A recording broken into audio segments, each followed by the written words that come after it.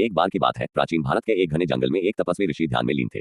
उनके तप से प्रसन्न होकर भगवान शिव प्रकट हुए। शिव बोले, ऋषिवर, तुम्हारी तपस्या से मैं प्रसन्न हूँ, मांगो, क्या वरदान चाहिए। ऋषि ने कहा। ऋषि बोले, हे महादेव, मुझे ऐसा वरदान दीजिए कि मेरी वाणी से जो भी शाप निकले वह तुरंत ही सत्य हो जाए। भगवान शिव ने मुस्कुराते हुए वरदान दे दिया, परंतु साथ ही चेतावनी दी। शिव बोले, ध्यान रहे, इस शक्ति का सदुपयोग करना, अहंकार में मत फंसना। समय बीता। एक दिन ऋषि के आश्रम में एक गरीब ब्राह्मण आया। उसने विनम्र स्वर में कहा। ब्राह्मण बोले, हे ऋषिवर, कृपया मेरी सहायता करें, मेरे पास खाने को अन्न नहीं है। परंतु ऋषि अपने वरदान के कारण अहंकारी हो गए थे। उन्होंने गुस्से में कहा। ऋषि बोले, तुम एक कपटी हो, तुम भूख से ही मरोगे। जैसे ही यह शब्द निकले, ब्राह्मण की आंखों के सामने अंधेरा छा गया और वह वहीं गिर पड़ा। तभी आकाश से एक दिव्य वाणी गूंजी। दिव्य वाणी, ऋषि बोले, तुम्हारा अहंकार तुम्हें पतन की ओर ले जा रहा है, अब तुम्हारे शब्द तुम्हारे ही विनाश का कारण बनेंगे। ऋषि घबरा गए। उन्होंने अपनी भूल को स्वीकार करते हुए प्रायश्चित करने का निश्चय किया। लेकिन तभी उनके होठों से अचानक शब्द निकले, ऋषि, मैं श्रापित हूँ। और अगले ही पल ऋषि की देह वहीं भस्म हो गई। उनका वरदान ही उनके विनाश का कारण बन गया।